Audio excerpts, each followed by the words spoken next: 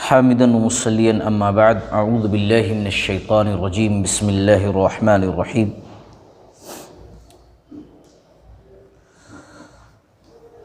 حضرت ابراہیم علیہ السلام کے قصے میں بات یہاں تک پہنچی تھی کہ ابراہیم علیہ السلام کو آگ میں ڈالا گیا، لیکن اللہ تبارک و تعالی نے آگ کو حکم دیا کہ اے آگ، تجھے میرے ابراہیم کو جلانا نہیں ہے بلکہ میرا ابراہیم صحیح اور سلامت رہے۔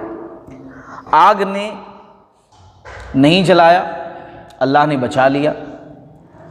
یہ واقعہ کوئی معمولی واقعہ نہیں تھا، یہ واقعہ دور دور تک پھیل گیا کہ اتنی بھیانک آگ میں ایک شخص کو ڈالا گیا اور آگ نے اس کو جلایا نہیں۔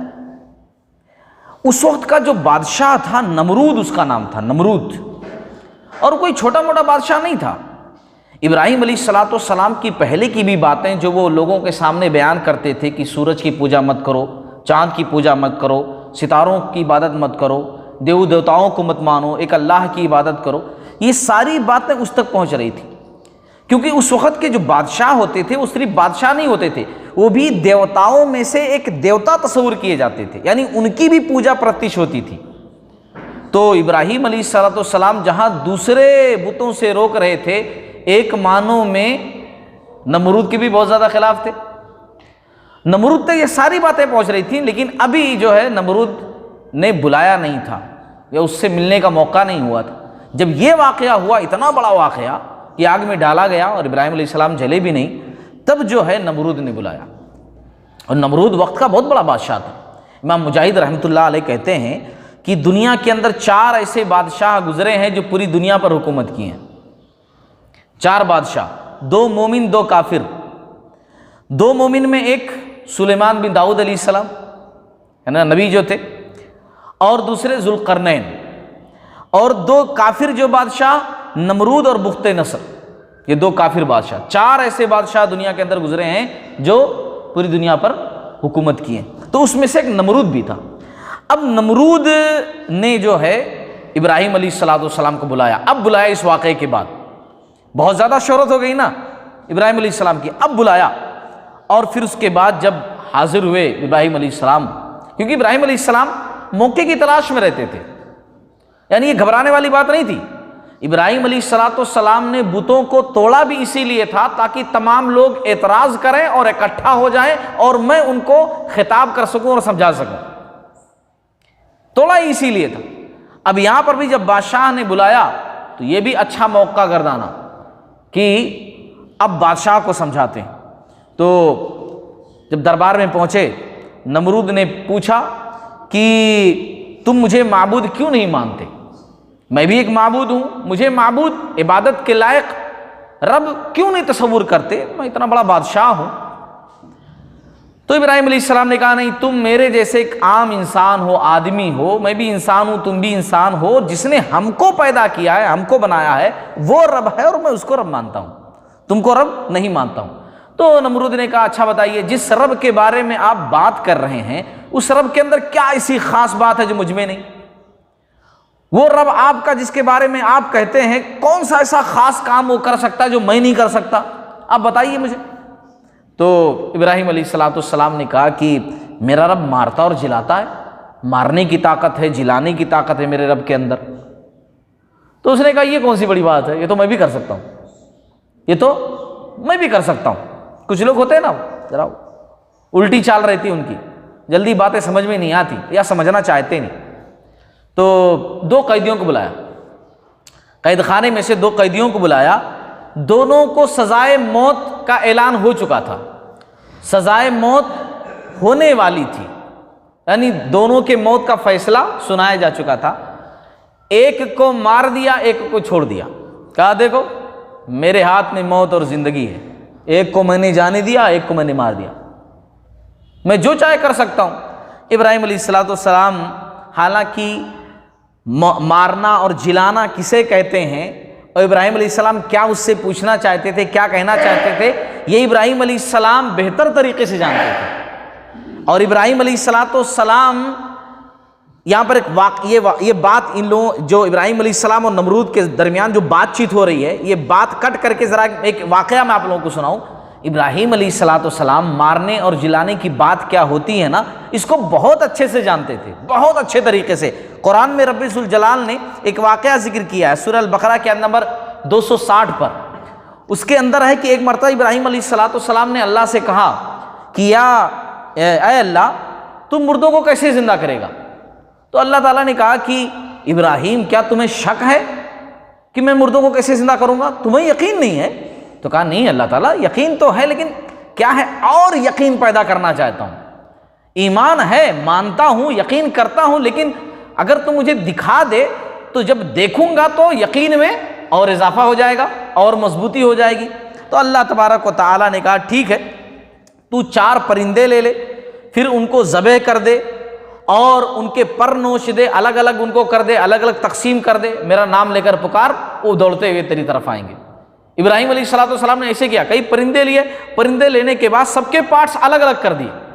عبداللہ بن عباس رضی اللہ تعالیٰ عنہ تفسیر کرتے ہوئے کہتے ہیں کہ ابراہیم علیہ السلام نے کیا کیا کہ پرندوں کے کئی ٹکڑے کر کے اور جو ہے الگ الگ ان کے پارٹس الگ الگ پہاڑوں پہ رکھ دیے۔ یعنی ایک پرندے کے کئی ٹکڑے کیے نا، تو پورا ٹکڑا ایک ہی پہاڑ پر نہیں رکھے، ایک پرندے کی ٹانگ، ایک پرندے کا پر، ایسا الگ الگ چاروں کی منڈیاں اپنے پاس رکھے، پرندوں کی منڈیاں اپنے پاس رکھے۔ پھر اللہ کا نام لے کر کے جب بلائے نا، تو سارے جس کے جو پارٹس تھے وہ جڑتے ہوئے آ گئے پورے ان کے سامنے۔ سر ان کے ہاتھ میں تھا، اگر کسی دوسرے پرندے کا سر اس کے سامنے کرتے نا تو سر جڑتا ہی نہیں، جب اس کا سر اس کے سامنے کرتے تو جڑ جاتا کر کے۔ قرآن میں اللہ تعالیٰ نے اس واقعے کو ذکر کیا سورۃ البقرہ کے اندر کہ کس طریقے سے اللہ تبارک و تعالیٰ نے جو ہے ایسا کیا۔ تو ابراہیم علیہ السلام اچھے طریقے سے جانتے تھے کہ مارنا اور جلانا کیا کہتے ہیں، لیکن انہوں ذرا نمرود جو تھے وہ چٹنگ کر رہے تھے۔ تو ابراہیم علیہ السلام نے کیا کیا، جیسا یہ چال چل رہے تھے نا ویسے ہی سوال کیا، ایک عام سا سوال جسے ساری دنیا دیکھتی ہے، جانتی ہے۔ ابراہیم علیہ السلام نے کہا کہ اچھا ٹھیک ہے، میرا رب جو ہے وہ مشرق سے سورج نکالتا ہے اور مغرب میں غروب کر دیتا ہے، پوری دنیا دیکھتی ہے روزانہ۔ سورج اللہ تعالیٰ مشرق سے نکالتا ہے، مغرب میں غروب کر دیتا ہے، آپ کچھ کر کے بتاؤ۔ یعنی اس میں کچھ تو ظاہر سی بات ہے، اب اس میں کیا کر سکتے تھے؟ نمرود اس میں کیا کر سکتا تھا؟ کیا ایسا کر سکتا تھا کہ وہ مغرب سے نکالے مشرق میں غروب کرے؟ بالکل بھی نہیں، ہکا پکا رہ گیا، کچھ نہیں کہہ سکا، خاموش بالکل ہو گیا۔ تو یہ واقعہ جو ہے اللہ تبارک و تعالیٰ نے سورۃ البقرہ کے اندر 258 پر ذکر کیا اس واقعے کو۔ یہ مکالمہ، یہ بات چیت، یہ گفتگو جو ابراہیم علیہ السلام نمرود میں ہوئی نا، اللہ نے قرآن میں بھی ذکر کیا، ہکا پکا رہے گا، اس کو کچھ بولتی نہیں بنی، میں کروں تو کیا کروں، جواب دوں تو کیا جواب دوں۔ بہرحال اس طریقے کی بات ہوئی۔ نمرود پھر بھی نہیں مانا، ابراہیم علیہ السلام نے اس کو بھی سمجھایا، قوم کو تو سمجھایا تھا، قوم والے بھی نہیں مانے، بلکہ جلانے پر جو ہے تیار ہو گئے اور جلا بھی دیے، مگر اللہ رب العالمین نے بچا لیا۔ اب نمرود کو بھی سمجھایا وقت کے بادشاہ کو، وہ بھی نہیں سمجھا۔ پھر کیا ہوا اس کا انجام؟ جو اتنا مغرور بنتا تھا اپنے آپ کو کہ میں کچھ بھی کر سکتا ہوں، اللہ تعالیٰ نے اس کو اتنا ذلیل کر کے مارا نا، اتنا ذلیل کر کے پوچھو مت۔ اللہ تبارک و تعالیٰ نے کیا کیا، مچھروں کو بھیج دیا۔ مچھر اللہ تعالیٰ کی ایک سمجھ لیجئے کہ ایسی مخلوق جو بڑی چھوٹی سی رہتی ہے، آدمی یوں کرتا ایسے انگلی پڑ جاتی تو مر جاتے مچھر، ہے نہیں، حقیر مخلوق مانی جاتی، بہت معمولی سی دنیا کے اندر اللہ نے مچھروں کی فوج بھیج دی۔ اس میں سے ایک مچھر کیا کیا، کہاں گھس گیا، ناک کے ذریعے سے یہاں دماغ میں، اور اللہ نے اس کو زندہ بھی رکھا اس مچھر کو۔ اب وہ گھومتا اس کے اندر، آدمی بے چین ہو جاتا نمرود، اس کے سر پہ لوگ جوتے مارتے، تب جا کر کے ٹھنڈا۔ وہ اللہ تعالیٰ دراصل اس کو ذلیل کرنا چاہ رہا تھا کہ تو رب ہونے کا دعویٰ کر رہا تھا، اپنے آپ کو معبود کہلوا رہا تھا، نبی کو تو نے جھٹلایا، اللہ نے اتنا ذلیل کیا، اس کو سر پہ جب جوتے مارتے نا تو وہ مچھر خاموش ہو جاتا، اور پھر اس کے بعد جیسے جوتے پڑنا بند ہوتے مچھر پھر ستانا شروع کرتا، یہاں تک کہ جوتے کھاتے کھاتے یہ صاحب ہلاک ہو گئے، ہے نا، جہنم واصل ہو گئے۔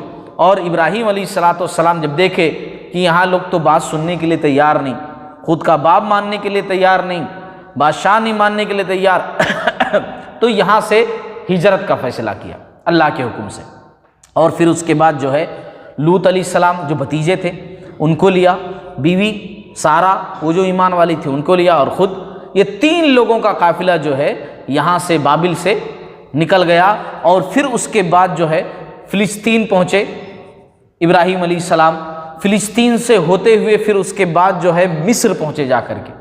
مصر کے اندر اس وقت سنان بن علوان نام کا کوئی بادشاہ رہتا تھا، بہت ظالم تھا، خاص طور سے اس کے اندر ایک بہت بڑی برائی تھی کہ کسی بھی خوبصورت لڑکی کو دیکھتا، کسی کی بیوی ہے بہن اٹھوا لیتا، بہت ظالم قسم کا بادشاہ تھا۔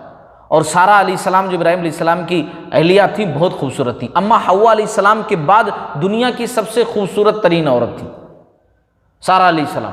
اس کو جب پتہ چلا تو اس نے کیا کیا، اپنے لوگوں کو بھیجا، کون ہیں یہ؟ ابراہیم علیہ السلام نے کہا کہ یہ میری بہن ہے، دینی بہن ہوتی تھی ہے نا، تو یہ میری بہن ہے۔ اور جاتے جب ان کو لے کر جانے لگے سارہ علیہ السلام کو کہ بادشاہ نے بلایا ہے، ابراہیم علیہ السلام سمجھ گئے مصیبت آنے والی ہے، بڑی مصیبت میں گرفتار ہو گیا ہوں، تو جانے سے پہلے کہہ دیا کہ میں نے ان کو بتایا ہے تم میری بہن ہو، دینی بہن ہو، دین کے لحاظ سے انہوں نے کہا میری بہن ہو، مجھے جھوٹا نہیں بتانا ہے نا، جھوٹا نہیں بتانا، اور اپنا نماز میں اللہ کی عبادت میں مشغول ہو گئے۔ اور پھر اس کے بعد جو ہے ان کو لے کر کے چلے گئے بادشاہ کے کارندے۔ بادشاہ نے جب ان کو دیکھا اور غلط ارادے سے ان کی طرف بڑھا تو کانپنے لگا، ایک دورے جیسا اس کے جسم پر پڑ گیا، تڑپنے لگا، اور اس نے کہا کہ تم جو ہے اللہ سے دعا کرو، تم جس کی عبادت کرتی ہو میں ٹھیک ہو جاؤں، میں تمہیں کچھ نہیں کہوں گا۔ سارہ علیہ السلام نے دعا کی، وہ ٹھیک ہو گیا۔ پھر دوبارہ وہی غلطی کی، پھر ویسے ہوا، 3 مرتبہ ایسا ہوا، اور چوتھی مرتبہ اس نے کہا اپنے کارندے کو بلا کر کے، خاص بندے کو بلا کر کے جو اٹھا کر لے کر آیا تھا، بلا کر کے کہا تم میرے پاس کسی انسان کو نہیں بلکہ شیطان کو لے کر آئے ہو، کسی شیطان کو لے کر۔ اچھا اب یہاں ایک سوال ہوتا ہے، یہ بات بہت صحیح ہے کہ اس نے کہا باقاعدہ کہ انسان کو نہیں شیطان کو لے کر آئے، شیطان کو لے کر آئے، اس لیے کہا کیونکہ اس وقت اس دور میں یعنی اتنی زیادہ برائی ہو چکی تھی اور عقیدہ لوگوں کا اتنا خراب ہو چکا تھا کہ جنات کو، شیطان کو بھی لوگ بہت ادب سے دیکھتے تھے، دکھائی تو نہیں یعنی سمجھتے تھے کہ یہ بھی جو ہے عبادت کے لائق ہے، ان کے پاس اتنا طاقت ہے، کچھ بھی دیکھ لیتے تھے طاقتور چیز، عبادت شروع۔ تو جنات کو، شیطان کو بھی ایک قسم کا معبود مانتے تھے، برائی کے طور سے اس نے نہیں کہا، بلکہ یہ سمجھ لیجئے کہ اس نے اس لیے کہا عظمت کے تعلق سے، شیطان کو عظیم مانتے ہوئے، جناتوں کو عظیم مانتے ہوئے، اسی لیے کہا اس نے کہ انسان کو نہیں، تم جنات کو، شیطان کو میرے پاس اٹھا لائے۔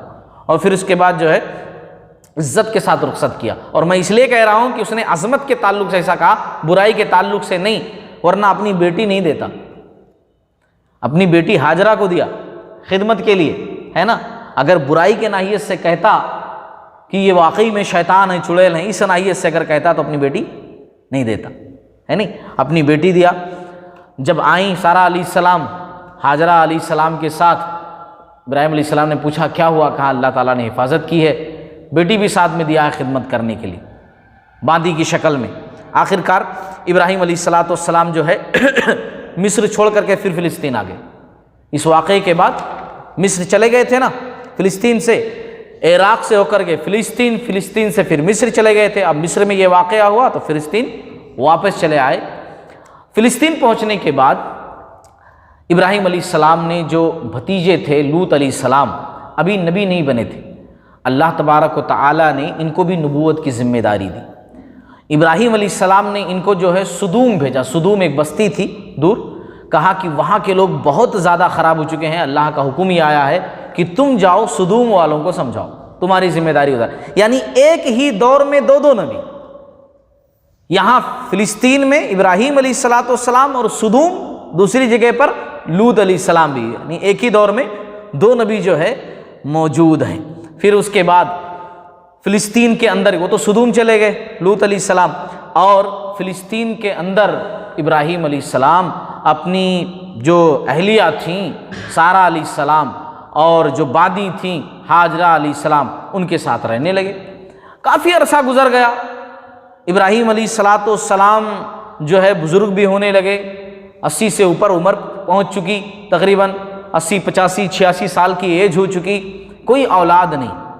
اس بات کا احساس سارہ علیہ السلام کو بھی تھا۔ سارہ علیہ الصلاۃ والسلام بھی اس چیز کو محسوس کرتی تھیں کہ ہماری اولاد نہیں ہے، اولاد ہونی چاہیے، اور ابراہیم علیہ السلام چاہتے تھے ہماری اولاد ہو تاکہ میرے بعد میرا مشن آگے بڑھا سکے۔ یہ دعوت کا کام جو میں نے جگہ جگہ گھوم کر کے کیا ہے، یہ یوں ہی چھوٹ نہ جائے میرے بعد، بلکہ یہ مشن چلتا رہے، ایسی اولاد ہونی چاہیے۔ چنانچہ سارہ علیہ السلام نے خود ہی کہا کہ یہ جو ہیں ان سے آپ نکاح کر لیجئے، ہاجرہ سے، میں خود چاہتی ہوں نکاح کر لیجئے آپ، تاکہ ہو سکتا ہے میرے ذریعے سے نہیں، ان کے ذریعے سے اللہ اولاد دے۔ ابراہیم علیہ الصلاۃ والسلام نے ہاجرہ علیہ السلام سے نکاح کیا، اور پھر اس کے بعد نکاح کے بعد یہ دعا کی، رب ہب لی من الصالحین، اے اللہ تعالیٰ صالح اولاد چاہیے، صرف اولاد نہیں کہ اولاد دے دے، اللہ اولاد چاہیے مگر صالح چاہیے، کیونکہ مشن کے لیے صالح ہونا ضروری ہے، صالح اولاد چاہیے۔ اللہ نے بھی کہا فبشرناہ بغلام حلیم، ہم نے ایک نیک لڑکی کی خوشخبری دی انہیں، 86 سال کی عمر ہو چکی ابراہیم علیہ الصلاۃ والسلام کی، ہاجرہ علیہ السلام کے ذریعے سے اللہ تبارک و تعالیٰ نے ایک لڑکا دیا ابراہیم علیہ السلام کو، اللہ نے، جس کا نام ابراہیم علیہ السلام نے اسماعیل رکھا۔ اسماعیل کا مطلب اللہ نے سن لیا، دعا کی تھی نا رب ہب لی من الصالحین، فبشرنا، اللہ رب العالمین نے خوشخبری دی، سن لیا، تو نام کیا رکھا؟ اسماعیل، اللہ نے سن لیا۔ اس کے بعد کی بات انشاءاللہ ہم اگلی قسط کے اندر ذکر کریں گے۔